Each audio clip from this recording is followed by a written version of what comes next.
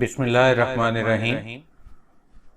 Chemistry में laws of chemical combination के सिलसिले में हमने मुतालिया शुरू किया था, जिसमें फर्स्ट लॉ हमने स्टडी किया था इससे पहले, law of conservation of mass. अब इसी सिलसिले के आज हम मज़ीद 3 लॉज का मुतालिया करेंगे और इस सिलसिले का ये लॉ नंबर 2 है, लॉ ऑफ कांस्टेंट कंपोजिशन, या इसका दूसरा नाम लॉ ऑफ डेफिनेट प्रोपोर्शन भी है। ये लॉ भी लॉ ऑफ केमिकल कॉम्बिनेशन का बहुत ही अहम लॉ है और केमिस्ट्री के उन तमाम लॉज में से एक है जो कि बहुत ज़्यादा मुसल्लिमा हैं, तस्लीम शुदा हैं और बहुत कम ऐसा होता है कि इनमें किसी गलती का इम्कान हो। तो ये लॉ जो है सबसे पहले 1799 में एक फ्रांसीसी साइंसदान लुइस प्रोस्ट ने पेश किया था और ये लॉ जो है बहुत सिंपल है और इसमें बेसिकली मुख्तलिफ जो केमिकल सब्सटेंसेस हैं उनकी कंपोजिशन के बारे में बताया गया है। जैसे कि आप जानते हैं वाटर का फार्मूला है H2O। तो वाटर की केमिकल कंपोजिशन इस तरह से है कि वाटर में अगर रेशो के हिसाब से देखा जाए तो 2 एटम हाइड्रोजन के हैं और 1 एटम ऑक्सीजन का है, और अगर मास के सेंस में देखा जाए तो 2 ग्राम हाइड्रोजन के हैं आउट ऑफ 18 ग्राम और 16 ग्राम ऑक्सीजन के हैं। इस लॉ की डेफिनेशन जो है बिल्कुल सिंपल है, इसको आप एक दफ़ा पढ़ लीजिए। Different samples of the same compound always contain the same element combined together in the same proportion by mass। यानी इसका मतलब यह है कि किसी भी कंपाउंड के डिफरेंट सैंपल्स अगर हम लेते हैं, मुख्तलिफ उसके नमूने लेते हैं, तो उनमें मुख्तलिफ एलिमेंट्स का जो रेशो है, मास के लिहाज से जो रेशो है, वो हमेशा सेम रहेगा, उसमें कोई तब्दीली नहीं होगी। इसमें बहुत सी मिसालें हम लेंगे, चंद मिसालें बहुत इम्पोर्टेंट हैं और बहुत कॉमन हैं। तो इसमें सबसे जो सामने की मिसाल है वो पानी की है। यहाँ पानी के 2 सोर्स दिखाए गए हैं इस फिगर में। एक तो है जो ओशियन वाटर यानी समंदर से पानी हासिल किया जाता है, तो उसमें भी ऑक्सीजन 1 एटम होता है और हाइड्रोजन के 2 एटम होते हैं, और दूसरा टैप वाटर जो आम नलों में पानी आता है वो लिया जाता है, तो उसमें भी ऑक्सीजन का 1 एटम और हाइड्रोजन के 2 एटम होते हैं। और अगर इनमें मास के लिहाज से रेशो निकाला जाए तो 16 ऑक्सीजन है और 1 + 1 यानी 2 ग्राम जो है उसमें हाइड्रोजन है। तो ये रेशो जो बनता है वो 16:2 बनता है, यानी 8 और 1 का रेशो इसमें बनता है, चाहे पानी कहीं से भी हासिल किया जाए। ये तो 2 मिसालें हैं पानी की, लेकिन अगर आप देखें तो पानी कहाँ से कहीं से भी हासिल आप करेंगे तो यही कंपोजिशन होगी। और कहाँ से पानी हासिल होता है?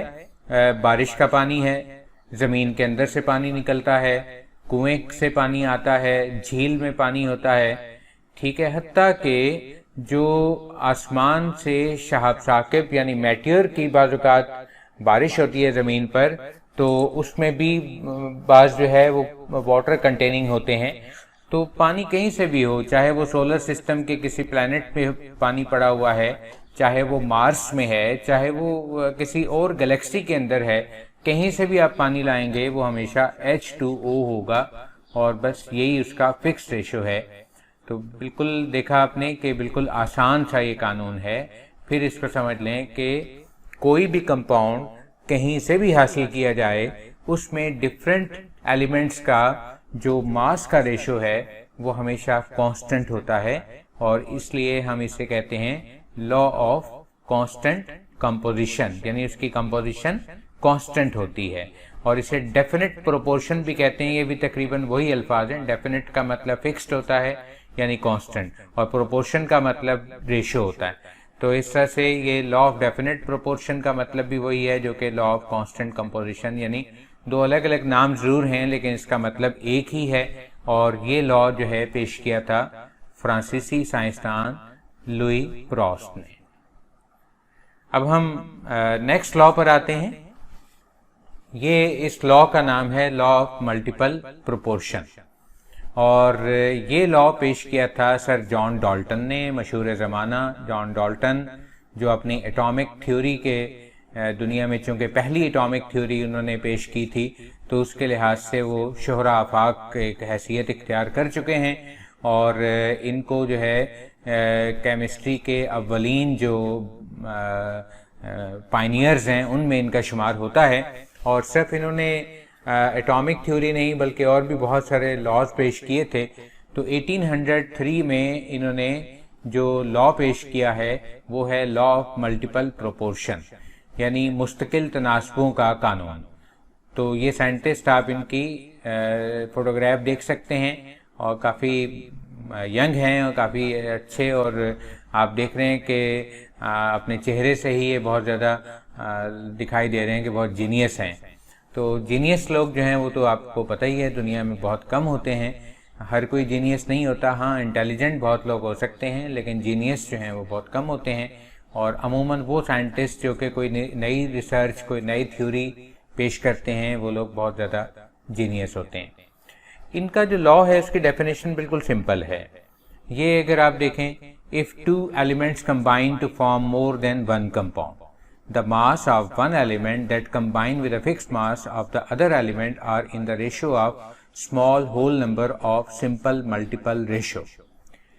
यानी क्या मतलब है? इसका मतलब ये है कि अगर दो एलिमेंट आप लेते हैं, टू एलिमेंट्स, और वो टू एलिमेंट्स जो हैं आपस में कंबाइन होकर एक से ज़्यादा कंपाउंड बनाते हैं। जैसे इसकी बहुत सी मिसालें हैं, कार्बन और ऑक्सीजन को ले लें तो उससे कार्बन डाइऑक्साइड भी बनता है और कार्बन मोनोऑक्साइड भी बनता है। हाइड्रोजन और ऑक्सीजन को ले लें तो इसमें वाटर यानी H2O भी बनता है और हाइड्रोजन पर ऑक्साइड यानी H2O2 भी बनता है। तो ये कहता है कि अगर इन दो एलिमेंट से एक से ज़्यादा कंपाउंड बन रहे हैं और इन दोनों एलिमेंट में से एक एलिमेंट को हम फिक्स कर दें, एक एलिमेंट का क्या मास ले लें? फिक्स मास, तो दूसरे यानी अदर एलिमेंट का जो रेशियो होगा वो किस फॉर्म में होगा? स्मॉल होल नंबर की फॉर्म में। तो वो स्मॉल होल नंबर में यानी 1:2, 3:4 इस तरीके से वो चलेगा। यानी एक को फिक्स रखा जाए तो दूसरा जो है स्मॉल होल नंबर की फॉर्म में होगा। इसकी मिसालें मैंने आपको कुछ दी हैं, कुछ यहाँ पर हम यहाँ लेकर आते हैं। ये कार्बन की मिसाल है और ऑक्सीजन की। इससे दो कंपाउंड बन रहे हैं, कार्बन मोनोऑक्साइड और कार्बन डाइऑक्साइड। कार्बन मोनोऑक्साइड में कार्बन का जो रेशियो है वो है 12.01, ये इसका मास है। और कार्बन डाइऑक्साइड में भी चूंकि एक ही एटम है कार्बन का, तो इसलिए इसका मास भी यहाँ पर भी 12.01 है। ऑक्सीजन का देखें तो कार्बन मोनोऑक्साइड में ऑक्सीजन 16 है क्योंकि एक एटम है। ठीक है, ये आप देख रहे हैं एक एटम है। और लेकिन कार्बन डाइऑक्साइड में कितने एटम है? ऑक्सीजन के 2 एटम। तो कितना मास होगा इसका? डबल होगा। अब आप लॉ के मुताबिक देख रहे हैं कि इसमें कार्बन जो है वो एक फिक्स मास हो चुका है, और ये फिक्स मास जो है यहाँ मैं इसको इनसर्कल कर देता हूँ।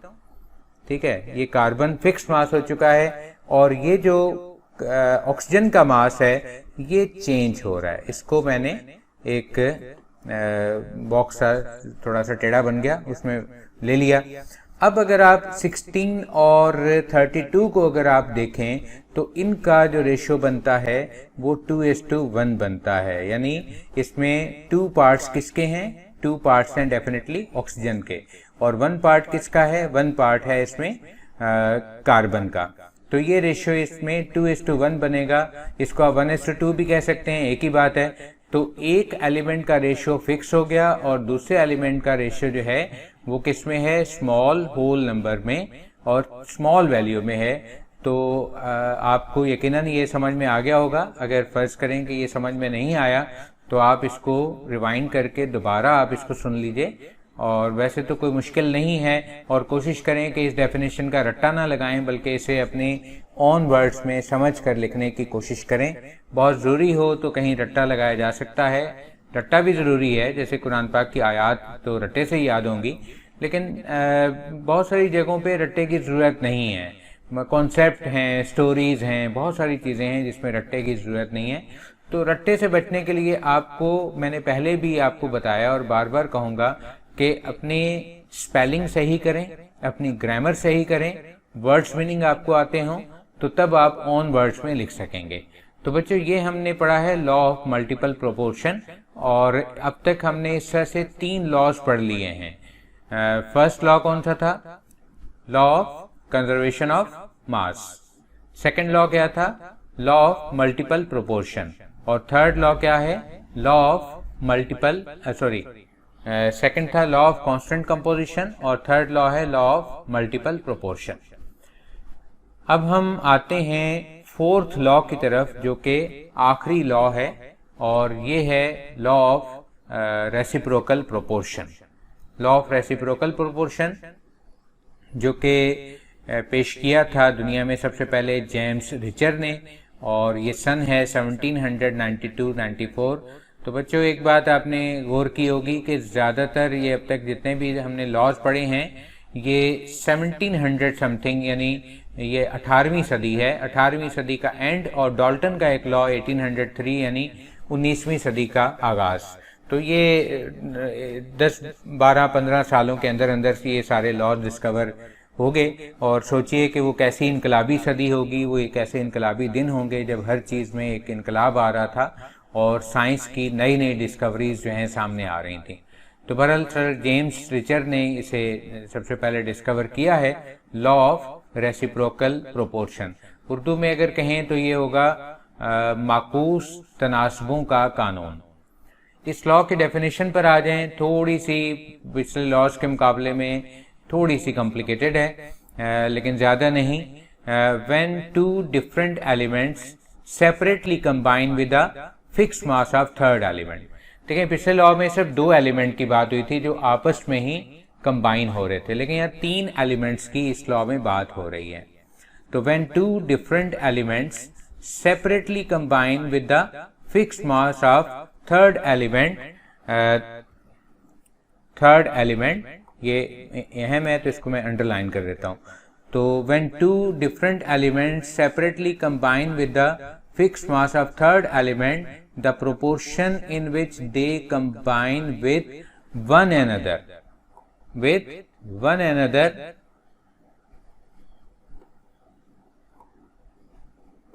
another shall be either in the same ratio or simple multiple of it। यानी इसका मतलब क्या है कि अगर 2 एलिमेंट्स हैं, कोई भी 2 अनासिर हैं, और वो एक ही मतलब दोनों एलिमेंट अलग अलग जो हैं किसी थर्ड एलिमेंट के साथ कंबाइन होते हैं। इसकी जैसे मैं मिसाल अगर कार्बन लूं और हाइड्रोजन लूं, ये 2 एलिमेंट्स हैं, कार्बन और हाइड्रोजन। अब ये दोनों एक थर्ड एलिमेंट ऑक्सीजन के साथ कंबाइन हो रहे हैं, इस तरह का मामला है। यानी 2 एलिमेंट्स हैं ए और बी, और वो सी के साथ कंबाइन हो रहे हैं। एक एलिमेंट ए है, दूसरा एलिमेंट बी है, और वो सी के साथ कंबाइन हो रहा है। यानी आप उसको यूं करेंगे कि ये एलिमेंट जो है ए है, ए, और दूसरा एलिमेंट जो है वो बी है। इसमें ये दूसरा एलिमेंट बी है और ये एक थर्ड एलिमेंट सी के साथ कंबाइन हो रहा है। यानी ए जो है ये भी सी के साथ जा रहा है, ठीक है, और बी जो है ये भी सी के साथ जा रहा है, ठीक है। ये दोनों जो हैं सी के साथ, ए सी के साथ जाएगा तो ए सी बनाएगा, बी जो है सी के साथ जाएगा तो बी सी बनाएगा। अब ये दोनों आपस में एक दूसरे के साथ भी जा सकते हैं, एक दूसरे के साथ आपस में भी कंबाइन हो सकते हैं, ठीक है।